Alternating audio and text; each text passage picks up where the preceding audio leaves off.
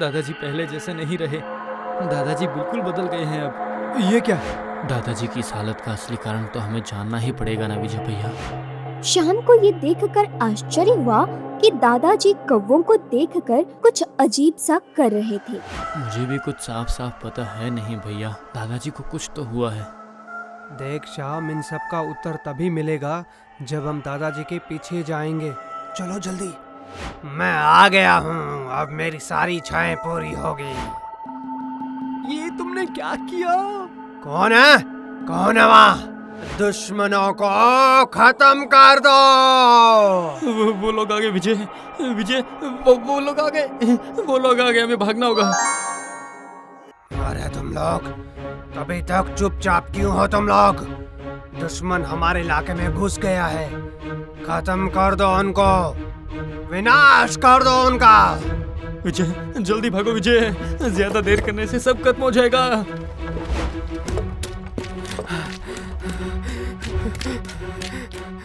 आओ, अरे आओ रे आओ। कौन हो तुम सब? भागते हुए आओ। दुश्मन हमारे इलाके में घुस गया है, उन्हें आकर खत्म कर दो। भागो जल्दी भागो, कौवों की झुंड की तरह वो लोग हमारा पीछा करते ही जा रहे हैं। विजय भैया, विजय भागो।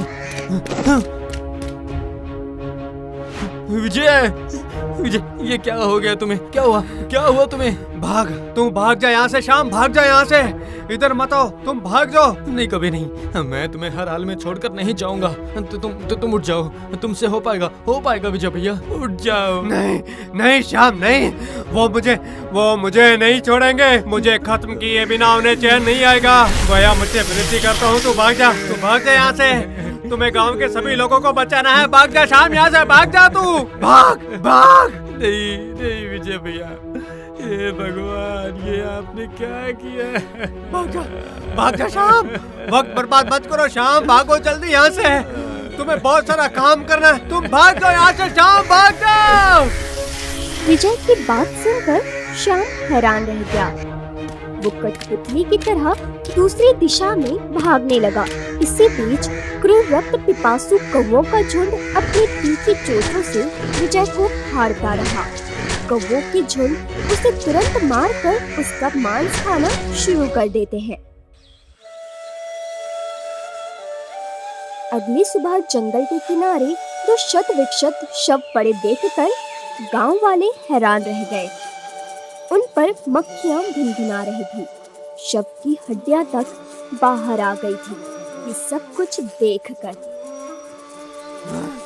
हे भगवान, ये क्या खतरनाक नजारा देख रहा हूँ मैं। अगर मैंने इसे ना देखा होता तो मुझे अभी तक विश्वास नहीं होता। मौत इतनी भयानक हो सकती है क्या? अरे बाप रे बाप, ये सब क्या हो गया? हे भगवान, ये सब क्या हो गया? मुझे छोड़कर कहाँ चले गए? मुझे छोड़कर? आहा, 15 दिन पहले ही उसकी शादी हुई थी। इस बीच ये क्या हो गया? देखो तो तुम, उधर गोपाल की लाश है और इधर विजय की लाश। सच में लाशों को इस तरह से खाया गया है कि अगर आप इन्हें देखते तो आपका भी दिल डर से कांप उठता। हमारे गांव को पता नहीं किसकी बुरी नजर लग गई है। ऐसे में कौन बचाएगा हम सबको? दानव को आ बचाएगा। उसके बिना गांव को इस खतरे से कोई नहीं बचा सकता। कौवा दानव, वो कौन सा भगवान है मुखिया जी? ऐसा नाम तो हमने कभी नहीं सुना। तुमने नहीं सुना तो इसका क्या अस्तित्व नहीं है? ऐसा नहीं हो सकता ना। सुनो, इस गांव में महामारी फैली हुई है। महामारी मतलब हम साफ देख सकते हैं कि इन दोनों लाशों को कोई जानवर खा के चला गया है, और आप कह रहे हैं कि ये कोई महामारी आई है? मूर्ख, तुम्हें इस बारे में पता ही क्या है? ये मौत कोई साधारण मौत नहीं है। अभी 2 ही आदमी मरे हैं, कल और 4 मरेंगे। और फिर ये महामारी पूरे गांव को तबाह कर डालेगी, समझे? आप ये क्या कह रहे हैं मुखिया जी? तब तो हमारे गांव पर गंभीर खतरा आ गया। अरे धत, इन बातों का कोई आधार ही नहीं है। उन दोनों गांव वालों को किसी क्रूर जानवर ने मार डाला, देख नहीं सकते क्या तुम लोग? आप लोग बस डरिए मत, ठीक है? ऐसा ही नवाबगंज के लोगों ने भी सोचा था। उसके बाद पूरा गांव खाली हो गया। सर्वनाश। फिर उन्हें इस परिस्थिति से कैसे छुटकारा मिला मुखिया जी, बताइए तो। स्वयं कोवा दानव की पूजा करके, जो कभी अपने भक्तों को निराश बिल्कुल नहीं करते हैं। ये जो तुम लोग परमेश्वर की उपासना करते हो, क्या उन्हें तुम्हें कभी बचाया? क्या उन्होंने विजय को भी बचाया? क्षमा कीजिए मुखिया जी, हम भगवान में विश्वास करते हैं। हम ऐसे स्वार्थी भक्त नहीं है कि एक दिन कुछ होता है तो हम भगवान पर से अपना विश्वास उठा लें। सच, बिल्कुल सच कह रहे हो तुम सुनील भैया। हम अपने भगवान को दिल से और मन से मानते हैं। उन पर हमारी आस्था बिल्कुल अटूट है। इतनी हिम्मत, तुम लोगों की इतनी हिम्मत! इसका तो भुगतान करना पड़ेगा। हे भगवान, पता नहीं अब मेरे दादाजी क्या करने वाले हैं। आप सबकी रक्षा करना भगवान, आप सबकी रक्षा करना। अगले दिन नारायणगंज गांव के लोग एक तेज आवाज सुनकर जाग उठे। सबने जाकर देखा कि गांव के अंतिम छोर पर सुनील और एक अन्य गांववासी का लाश पड़ा हुआ है। उनके शरीर पर भी बिल्कुल वैसा ही घाव है जैसा विजय और गोपाल के शरीर पर था। ऐसा लगता है मानो किसी ने शरीर का मांस खा लिया हो। जिन दो लोगों ने कल मुखिया जी की बात का अपमान किया था, वे वही थे जिनकी लाशें आज एक उदाहरण के रूप में वहां पड़ी थी। ये दृश्य देखकर श्याम को समझने में कोई परेशानी नहीं हुई कि ये काम किसका है। अरे मुखिया जी, ये हमारे गांव में आखिर क्या हो रहा है? हमारा आखिर अपराध क्या है? परसों तो विजय और गोपाल, कल सुनील और एक और आदमी। ये क्या हो रहा है मुखिया जी? इस सवाल का जवाब तुम मुझसे क्यों पूछ रहे हो हैं? अपने भगवान से जाकर पूछो ना तुम। कल तो तुम लोगों ने अपने ही भगवान की मेरे सामने बहुत तारीफ की थी। क्या हुआ? क्या वो आज तुम्हें बचाने नहीं आए? गलती हो गई है, हमसे बहुत बड़ी गलती हो गई है मुखिया जी। हम सब आपकी बातों का विरोध नहीं करेंगे मुखिया जी। मैंने तो तुम लोगों से पहले ही कहा था कि हमारे गांव को इस महामारी से केवल कौवा दानव ही बचा सकते हैं। जय कौवा दानव की जय हो। आप जो कहेंगे हम बस वही करेंगे मुखिया जी। आप बस हमारी जान बचा लीजिए मुखिया जी। ठीक है, जब तुम राजी हो गए हो तो चलो मेरे साथ। तुम सब लोग कौवा दानव के पास चलो, केवल वही तुमको इस संकट से बचा सकते हैं। जय कौवा दानव की जय हो।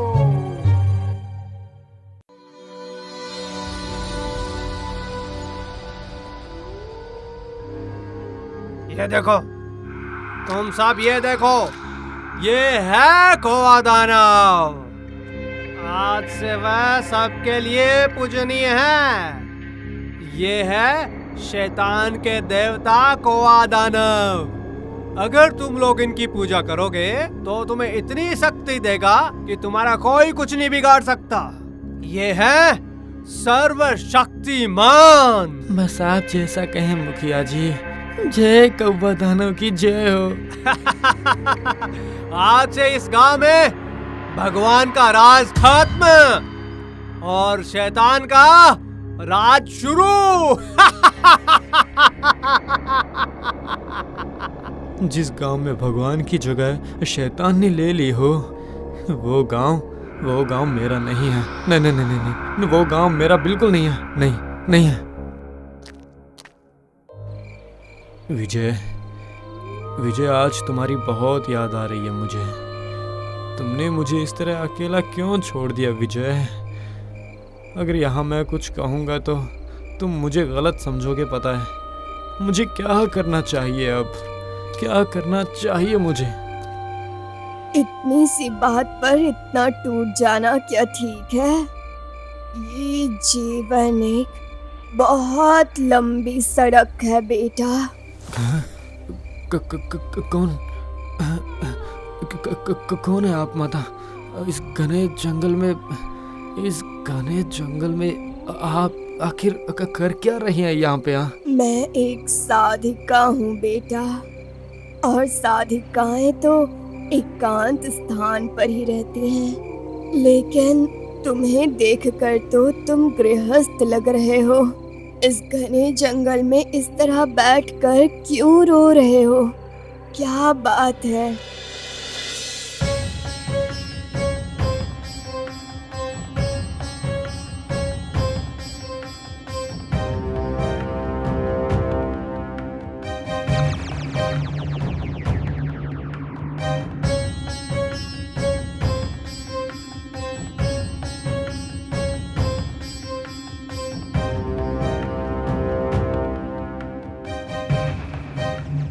अनर्थ, ये तो घोर अनर्थ है।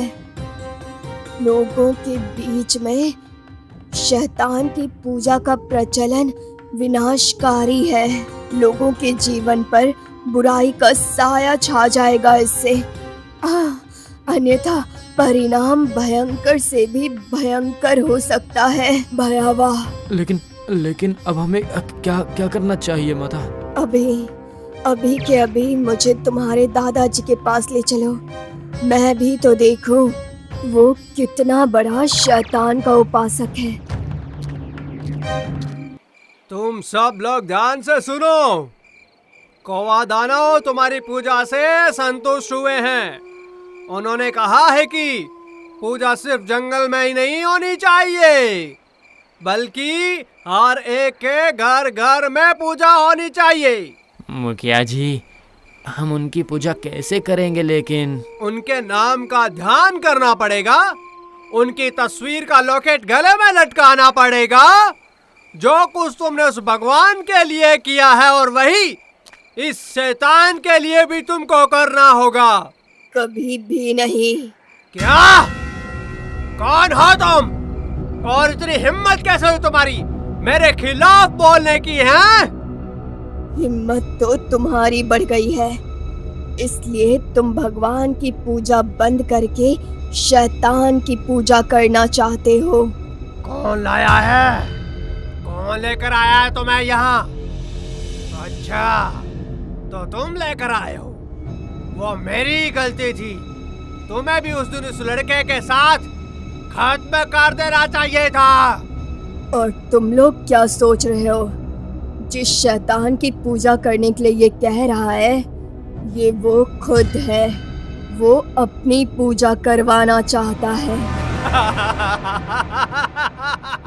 हाँ, मैं ही हूँ शैतान। मैं अपनी पूजा का प्रसार करना चाहता हूँ। मैं खुद हूँ वो कौवा दानव। क्या किया मेरे दादाजी के साथ? बोलो, बताओ। तुम्हारे दादाजी तो पहले से ही दिन गिर रहे थे, इसलिए मैंने अवसर पाकर तुम्हारे दादाजी को मार डाला और उनके शरीर में प्रवेश कर गया। क्योंकि इस गांव के लोग सिर्फ मुखिया की बात सुनते हैं, मेरी नहीं सुनेंगे। इसका समय अब पूरा हो चुका है। मैं इसे उचित दंड दूंगी। इसे अपनी पूजा करवानी है ना, तो अब से कोई इसकी नहीं सुनेगा, कोई भी नहीं। नहीं सुनेगा? कौन नहीं सुनेगा? जो मेरी बात नहीं मानेगा, मैं उसे अपने तेज दांतों और पंजों से खत्म कर दूंगा। कहो तुम लोग नहीं करोगे? क्या तुम लोग मेरी पूजा नहीं करोगे? तुम लोग इससे डरो मत। जब तक मैं हूँ इस गांव में शैतान की पूजा मैं बिल्कुल नहीं होने दूंगी। दुष्ट शैतान, तुम्हें तो अब मैं खत्म करूंगी। मुझे खत्म करोगी? मुझे?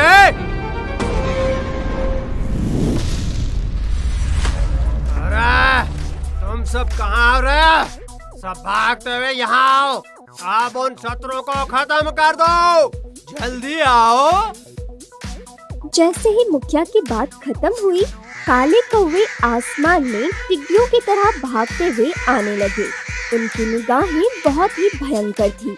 अगले ही पल में सबने चौंक कर देखा। गुस्से से आग बबूला मुखिया जी धीरे धीरे एक विशाल कौवे में बदल रहे थे। वो दिव्य दृष्टि से देखने लगे सबको और साधिका माता ने निडर होकर अपने हाथ की जादुई छड़ी आसमान की तरफ उठा ली। ओम नमः ह्रीं क्रीं, ओम नमः ह्रीं क्रीं।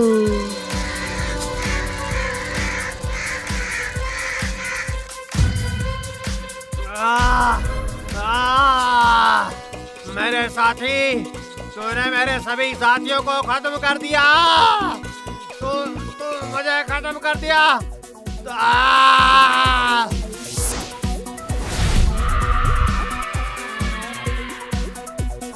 बचाइए मुझे, बचाइए माता, बचाइए मुझे। ओए शैतान, शैतान, छोड़ दे उसे। उसने तुम्हारा कोई नुकसान नहीं किया है। छोड़ दे उसे। उसने कोई नुकसान नहीं किया, लेकिन तुमने किया। अगर तुमने मेरी बात नहीं मानी तो इसी पल मैं तुझे इतनी ऊंचाई से फेंक दूंगा। छोड़ दे, उसे छोड़ दे। तुम जो बोलोगे मैं वो करूंगी। बस उसे छोड़ दो, लेकिन तुम्हारे हाथों और कोई घटना नहीं घटने दूंगी मैं। छोड़ दे उसे। अगर तुम इसे स्वस्थ देखना चाहती हो तो तुरंत अपने हाथ से उस दंड को दूर फेंक दो, समझे क्या? तो फेंक दे।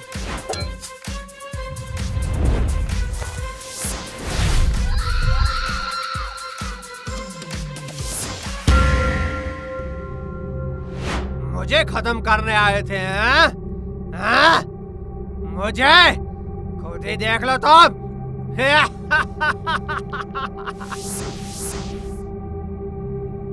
उस शैतान को छोड़ना मत। अब तुम सबकी कौन रक्षा करेगा?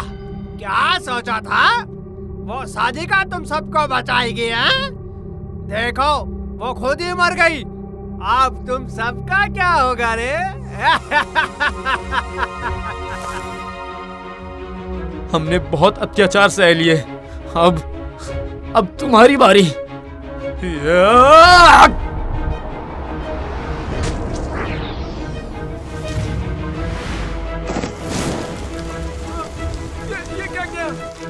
ये क्या किया तूने? कौन चल रहा है? कोई बचाओ! यही तुम्हारी असली सजा है शैतान। मेरे दादाजी के शरीर के साथ शैतानी करोगे तुम। अब देखो तुम। बहुत चल रहा है।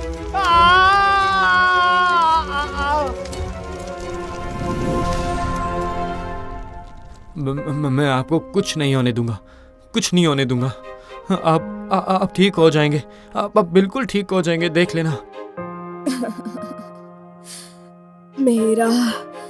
मेरा अंतिम समय बहुत निकट है बेटा, पर मुझे अपनी मौत का कोई अफसोस नहीं है, बल्कि ये तो खुशी की बात है कि मैंने एक बहुत अच्छा काम किया। आपने हम सबको नया जीवन दान दिया है माता। हमें छोड़कर मत जाइए माता। मैं तो बस एक सामान्य साधिका हूँ। भगवान स्वयं हमेशा तुम लोगों के साथ है। वो सबका रक्षक है, सबका रक्षक। थोड़ी सी खुशियों के लिए उन्हें कभी मत भूलना। हमने गलती की है माता, हम ये गलती दोबारा कभी नहीं करेंगे। एक बात हमेशा याद रखना, ईश्वर के अलावा अपना कोई नहीं है, कोई नहीं। ईश्वर तुम सबका भला करे।